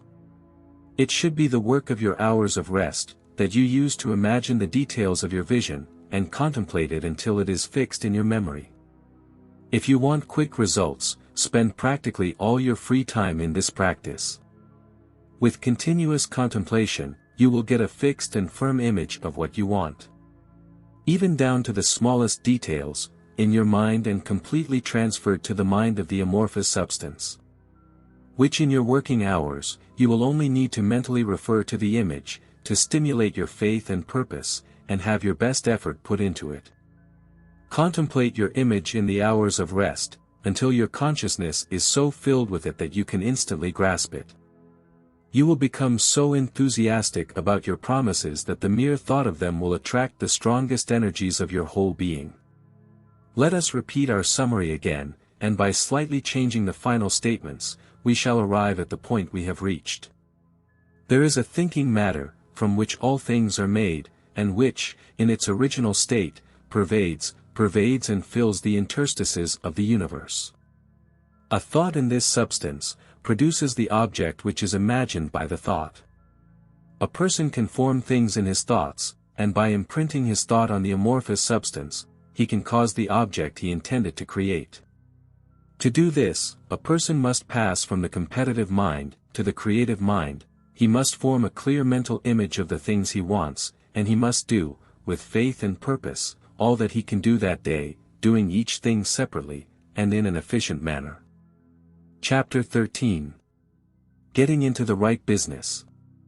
Success, in any particular business, depends in the first place, in a well-developed state, upon the requisite aptitudes, which you possess in that business. Without good musical aptitude, none can succeed as a music teacher. Without well-developed mathematical aptitudes, none can achieve great success, in any of the branches of mathematics. Without tact and commercial aptitudes, no one can succeed in a mercantile profession. But having, in a well-developed state, the aptitudes required in your particular vocation, does not assure you that you will become rich. There are musicians who are remarkably talented, and who are poor. There are blacksmiths, carpenters and many more people, who have excellent mechanical skill, but who are not rich. And there are merchants, with good skills to negotiate with people who, however, fail. Different skills are tools. It is essential to have tools, but it is also essential that these tools are used in the right way. One can take a sharp saw, a square, a good blueprint, etc., and build a beautiful piece of furniture. Another man may take the same tools, and set to work to duplicate this article, but his output is disastrous. He does not know how to use these good tools in the right way. The different aptitudes of his mind are tools, with which he must do the work that makes him rich. It will be easier for you to succeed if you go into the business for which you are well equipped with the mental tools. Generally, you will do better in the business, in which you must use your strongest skills, the one for which you are best equipped. But there are also limitations to this statement. No one should consider his or her vocation as irrevocably fixed, because of the tendencies he or she was born with. You can get rich in any business, because if you don't have that talent, you can still develop it. It simply means, you will have to get the tools, as you go along, instead of confining yourself to the use of those you were born with. It will be easier for you to succeed in a vocation, for which you already have the talents in a well-developed way, but you can succeed in any vocation. Because you can develop any rudimentary talent, and there is no talent for which you do not have, at least, the rudimentary. He will become rich more easily in terms of effort, if he does everything for which he was best equipped, but he will become rich more satisfactorily, if he does what he wants to do. Doing what you want to do is life, and there is no real satisfaction in living, if we are compelled to be forever, something we don't like to do, and never do what we want to do. And it is true, you can do what you want to do. Desire is proof that you have within you, the power that can do it. Desire is the manifestation of power. The desire to play music is the power to be able to play it, seeking expression in development. The desire to invent mechanical devices, is the mechanical talent seeking expression and development. Where there is no power, developed or underdeveloped, to do a thing, there will never be the desire to do that thing. And where there is a strong desire to do a thing, it is proof positive, that the power to do it is strong, and requires to be developed and applied in the right way. Of all other things being equal, it is best to select the business, for which you have the most developed talents. But if you have a strong desire, in engaging in any particular line of work, you should select that work, as the ultimate goal you want to reach.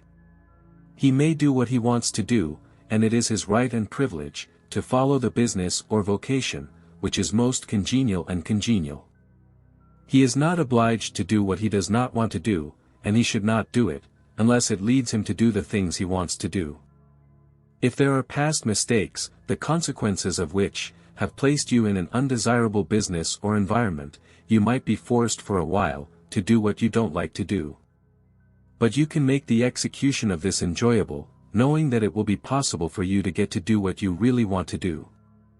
If you feel that you are not in the right vocation, don't rush into another one. The best way, generally, to change business or environment, is with growth. Don't shy away from making a radical change, if the opportunity presents itself, and you feel that, after careful thought, the time is right. But never take radical or sudden action, when you have doubts about the maturity to do so. There is never a rush on the creative plane and there is no lack of opportunity. When you get out of the competitive mind, you will understand that you never need to act rashly. No one is going to take away what you want to do, there is enough to go around. If one space is taken, another and better one will be opened for you a little later. There is plenty of room. When in doubt, wait. Lean back in contemplation of your vision, and increase your faith and purpose. However, in time of doubt and indecision, cultivate gratitude. A day or two spent in contemplating the vision of what you want, and in fervent gratitude that you will get it, will bring your mind into such close relationship with the Supreme that you will not make mistakes when you act. There is a mind, which knows all there is to know, and you can enter into intimate unity with this mind, by faith and purpose to move forward in life, if you have deep gratitude. Mistakes come from acting in haste, or acting in fear, doubt or forgetfulness of the right motive, which is more life to all, and less to none. As long as you are on the right path, opportunities will come in increasing numbers, and you will need to be very firm in your faith and purpose. As well as keep in close contact with the Supreme Mind, through deep gratitude. Do everything you can perfectly, every day, but do it without haste, worry or fear. Go as fast as you can, but never rush. Remember that the moment you begin to rush, you cease to be a creator, and become a competitor. You will be sent back to the old plane. Whenever you get busy, stop. Fix your attention on the mental image of what you want, and begin to give thanks for being able to get it. The exercise of gratitude will never fail to fortify your faith and renew your purpose. Chapter 14. The Impression of Increase. Regardless of whether you change your vocation or not, your actions at present should be such as pertain to the business in which you are now engaged. You can get into the business you want by making constructive use of the business in which you are already established, by doing your daily work in the right way. And no matter whether your business consists in dealing with other people, either personally or by mail, the key thought of all your efforts must be in conveying to their minds the impression of increase. Increase is what all men and women seek, it is the urge of the amorphous intelligence within them, seeking full expression. The desire for increase is inherent in all nature, it is the fundamental impulse of the universe. All human activities are based on the desire for increase. People seek more food, more clothing, better shelter, more luxury, more beauty, more knowledge, more pleasure, the increase in something, more life. Every living thing is under this continual need for advancement, where there are increasing cessations of life, dissolution and death come at once. Man instinctively knows this, and therefore is always seeking more. This law of perpetual increase was fixed by Jesus, in the parable of the talents. For to the one who produces will be given more, and he will have an abundance, but from the one who does not produce, even what he has will be taken away. The normal desire for increased wealth is not a demon or something reprehensible. It is simply the desire for a more abundant life. It is aspiration. And because it is the deepest instinct of their nature, all men and women are attracted to those who can give them more of the means of life. By following the right way, as described in the previous pages, you are getting continual increase for yourself, and you are giving to all with whom you deal. You are a creative center, from which the increase is distributed to all. Be sure of this, and convey assurance of the fact to every man, woman and child with whom you come in contact. No matter how small the transaction, even if it be the sale of a candy bar to a little child, put into it the thought of increase, and make sure that the customer is impressed with the thought. Convey the impression of advancement, with everything you do, so that all people get the impression that you are an advancement personality, and that you advance everyone you deal with.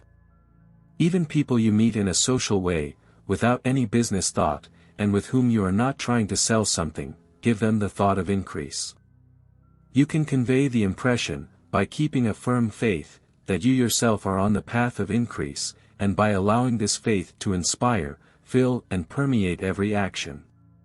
Do everything you do with the firm conviction, that you are a personality of progress, and that you are giving progress to all. Feel that you are becoming rich, and also making others rich, conferring benefits on all. Do not boast or brag about success, nor talk about it unnecessarily. True faith is never arrogant. Wherever you find an arrogant person, you find someone who is insecure, as well as fearful. Just feel the faith, and let it work in every transaction. Let every act, tone and look, express the silent assurance that you are becoming rich, that you are already rich. Words will not be necessary to communicate this feeling to others. They will perceive the sense of increase within your presence, and will again return to you. You must impress so much upon others, that they will thus feel, that in association with you, they will gain increase for themselves. See yourself giving them a greater use value, than the monetary value you take from them. Take honest pride in doing this, and let everyone know it, and you will have no shortage of customers. People will go where you give them increase, and the Supreme, who wants increase in everyone and who knows everyone, will bring you the men and women, who have never heard of you. Your business will grow rapidly, and you will be amazed at the unexpected benefits, which will come to you. You will be able to make, day by day, greater combinations, greater profits for sure, and you will continue in a more appropriate vocation, if you so desire. But in doing this, you must never lose sight of your vision of what you want, or the faith and purpose to have what you want. Let me give you here another warning, regarding motives. Beware of the tendentious temptation, to seek power over others. Nothing is so pleasing to the immature, or partially developed mind, as the exercise of power or dominion over others. The desire to rule for its own gratification has been the curse of the world. For countless ages, kings and lords drenched the earth with blood, in their battles to extend their dominions, not to seek more life for all, but to have more power for themselves. Today, the main motive in the commercial and industrial world, is still the same. Men gather their armies of dollars, and ruin the lives and hearts of millions, in the same maniacal disorder, to have power over others. Commercial kings, like political kings, are inspired by the lust for power. They heed the temptation to seek authority, to become masters, to be considered as those who are above others, to impress others with the display of luxuries, etc. The mind that seeks to rule over others is the competitive mind, and the competitive mind is not creative. To rule over your environment and your destiny, there is no need to rule over your partner. And indeed, when he falls into the world struggle for higher positions, he begins to be conquered by fate and environment, and his attainment of wealth becomes a matter of luck and speculation. Beware of the competitive mind. No statement can be better formulated than the statement of the last, golden rule, of Jones of Toledo: what I want for myself, I want for others.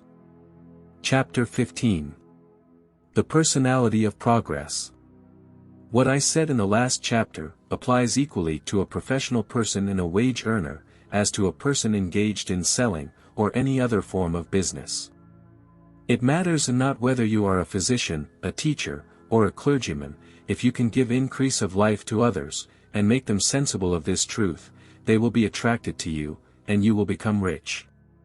The physician who holds the vision of himself, as a great and successful healer, and who works towards the complete realization of that vision. He will, with faith and purpose, as described in the preceding chapters, be able to enter into such an intimate state with the source of life that he will be phenomenally successful, and patients will come to him in droves. No one has a better opportunity to carry out the teachings of this book than the medical practitioner. No matter to which of the schools he belongs, the principle of healing is common to all of them, and can be attained by anyone. The man of progress, in medicine, who has the mental image of himself as successful, and who obeys all the laws of faith, purpose and gratitude, will cure every curable case he undertakes. In the field of religion, the world cries out, that the clergyman may teach his hearers, the true science of the abundant life.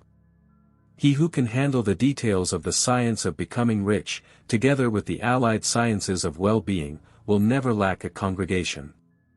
This is a gospel that the world needs. It will give increase of life, and people will gladly listen to it, and give ample support to the person who brings it to them. What is needed now is a demonstration of the science of pulpit life. We want preachers, who will not only tell us the how, but in their own persons, show us the how. We need the preacher who will become rich, healthy, great and beloved, so that he will teach us how to attain these things, and when he comes, he will find numerous and faithful followers. The same is true of the teacher, who can inspire the children, with faith and purpose for the life of progress. He will never be, on the street and out of work. And any teacher who has this faith and purpose, can give it to his pupils. He cannot help to pass it on to others, if it is not part of his own life and practice. What is true for a teacher, preacher and physician, is true for the lawyer, dentist, real estate agent, insurance agent, it is true for all. The combined mental and personal action which I have described, is infallible, it cannot fail. Every man and woman who follows these instructions steadily, perseveringly and to the letter, will become rich. The law of life increase is a mathematical certainty, in its operation like the law of gravity. Becoming rich is an exact science. The wage earner will find this as true in his case as the others mentioned here. Do not believe, that you have no chance of becoming rich, because you are working, where there is no visible opportunity for advancement, where wages are small, and the cost of living high. Form your clear mental picture of what you want, and begin to act with faith and purpose. Do all the work you can, all day long, and do every piece of work in a perfectly successful manner. Put the power of success and the purpose of becoming rich into everything you do. But don't do this merely with the idea of lambasting your employer in the hope that he, or those above you, will see your good work and progress. They are not likely to see it. The person who is simply a good worker, filling his place to the fullest with his skill and satisfaction, is valuable to his employer, and it is not in the boss's interest to promote him. She is valuable where she is. To ensure advancement, it takes more than just being a lot for your position. The person who will certainly advance, is the one who is too great for her position. It is the one who has a clear concept of what he wants to be, who knows he is going to become what he wants to be, and who is determined to be what he wants to be. Don't try to do more than fill your current position, with a perspective that pleases your employer. Do it with the idea of advancing yourself. Keep the faith and purpose of advancement, during working hours, before, and after work. Keep it in such a way, that every person who comes in contact with you, whether boss, co-worker or friend, will feel the power of purpose radiating from you. Then everyone will have the same sense of advancement and increase, from you. People will be attracted to you, and if there is no possibility of advancement in your present job, you will soon see the opportunity to change jobs. There is a power that never fails to present opportunities for the advancing personality to move in obedience to the law. God cannot help him, if he does not act in the right way. He must do so to help himself. There is nothing in his circumstances, or in the industrial situation, that can keep him down. If he can't get rich, working for the steel trusts, maybe he can get rich, working on a 10-acre farm. And if he starts moving in the right direction, he will surely escape the steel industries, grips, and embark on the farm or whatever he wants to be in. If a few thousand of its employees get on the right track, then the steel consortium will be in deep trouble. It would have to give its employees more opportunities, or go out of business. No one has to work for a big company.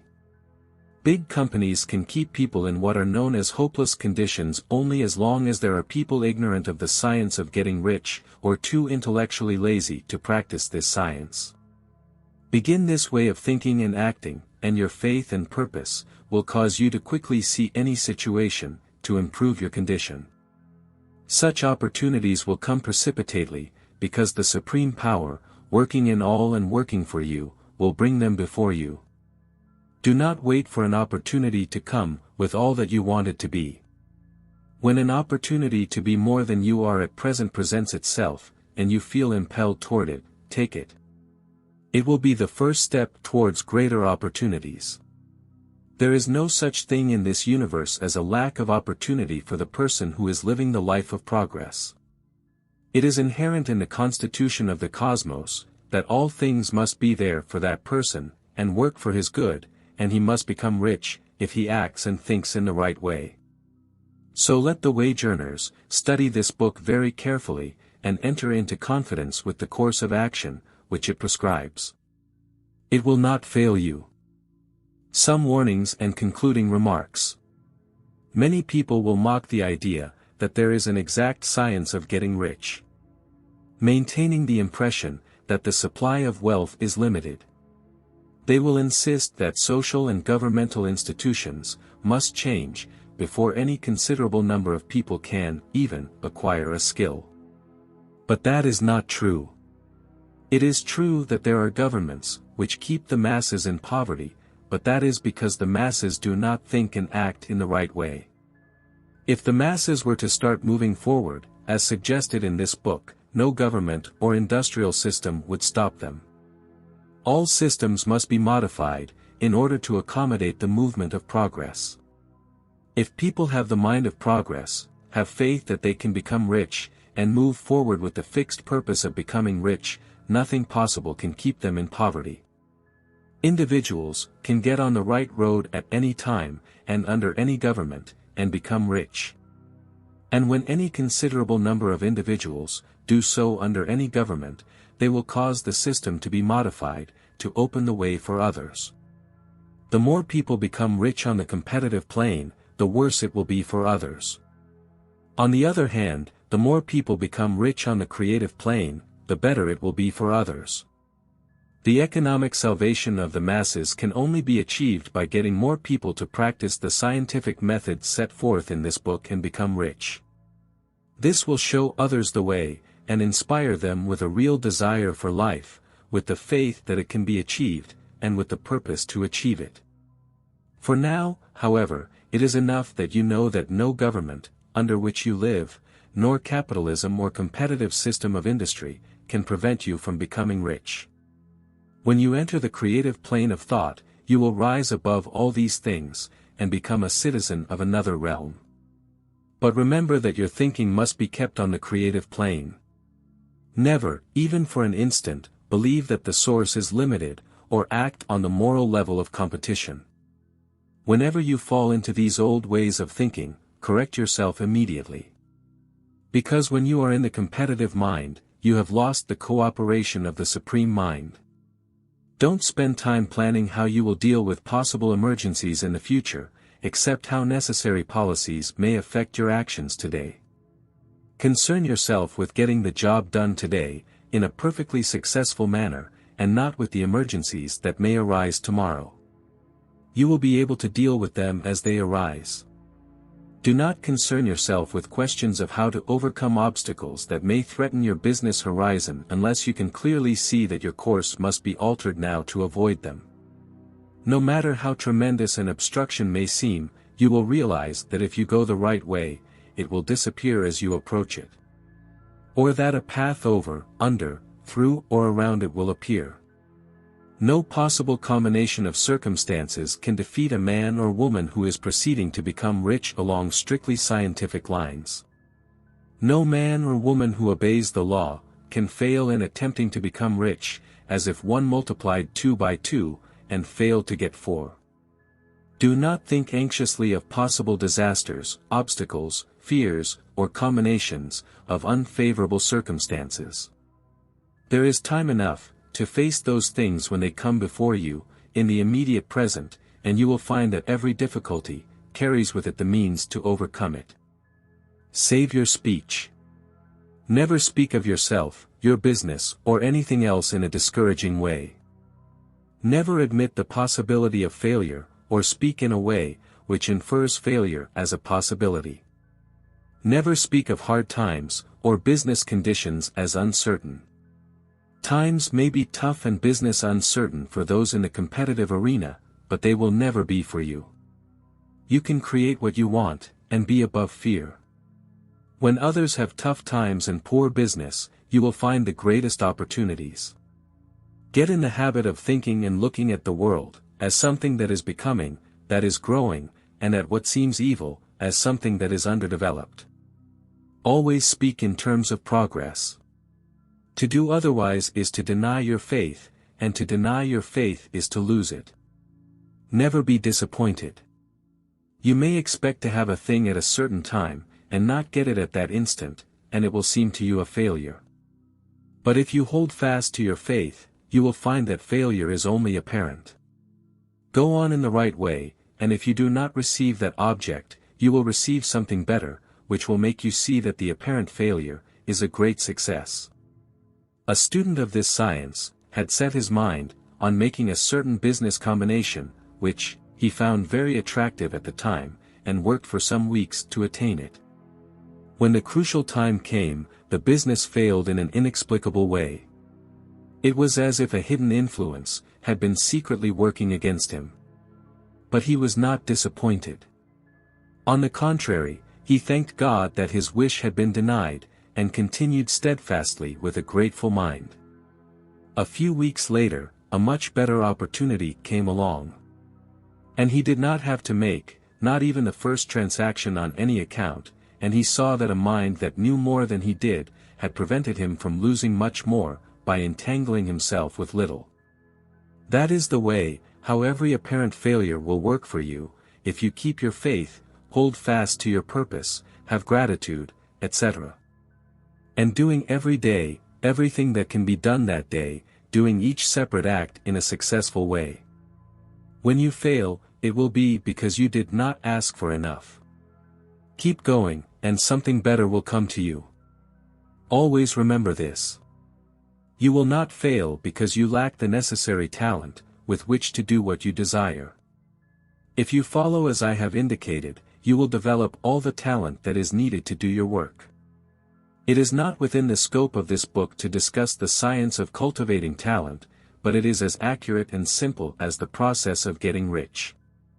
However, do not hesitate for fear that you will get to a certain place, and fail for lack of ability. Keep going, and when you get to that place, the skill will be given to you. The same source of ability, which enabled the inexperienced Lincoln to do the greatest work in government ever done by one man, is also open to you.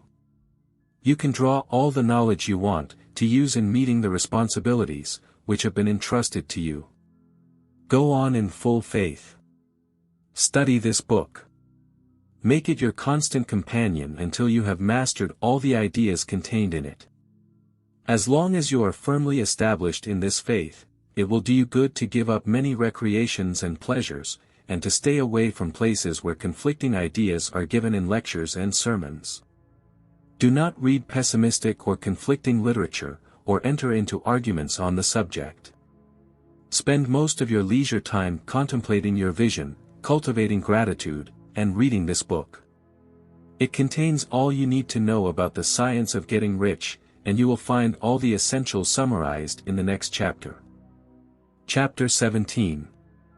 Summary of the Science of Getting Rich. There is a thoughting substance, from which all things are made, and which, in its original state, pervades, permeates, penetrates, and fills the interstices of the universe. A thought in this substance produces the object which is imagined by the thought. A person can form things in his thoughts, and by imprinting his thought on the amorphous substance, he can cause the object he intended to create. To do this, a person must move from the competitive to the creative mind. Otherwise, he cannot be in harmony with the amorphous intelligence, which is always creative, and never competitive in spirit. A person can come into complete harmony with the amorphous substance by recreating a vivid and sincere gratitude for the blessings bestowed upon him. Gratitude unifies the mind of man with the intelligence of substance, so that the thoughts of man are received by the amorphous. A person can remain on the creative plane only by uniting with the amorphous intelligence, through a deep and continuous feeling of gratitude. A person must form a clear and definite mental image of the things he wishes to have, to do, or to be. And he must keep this image in his thoughts, while he is deeply grateful to the Supreme, because all his desires will be granted. The person who wishes to become rich should spend his leisure hours in contemplating his vision, and with deep gratitude, that they will indeed be given to him. The importance of frequent contemplation of the mental image cannot be overemphasized. It should be coupled with unwavering faith and devout gratitude. This is the process by which impression is given to the amorphous, and the creative forces are set in motion. Creative energy works through the established channels of natural growth, industrial and social order. Whatever is included in this mental image, will be brought to the person who follows the instructions given above, and whose faith does not break. What he wants will come to him, through the ways of established industry and commerce. To receive what is his own, when he is ready to come to it, a person must be in action, in a way, which leads to more than filling his present place. He must keep in mind the purpose of enriching himself, through the realization of his mental image. And he must do it, every day, as much as can be done that day, taking care to do every act in a successful way. He must give each person a value of use in excess than the monetary value he receives, so that each transaction makes more life. And he must hold the thought of progress, so that the impression of increase will be communicated to all with whom he comes in contact. Men and women who practice the above instructions will certainly become rich. And the riches they receive will be in exact proportion to the definiteness of their visions, the stability of their purpose, the steadfastness of their faith, and the depth of their gratitude.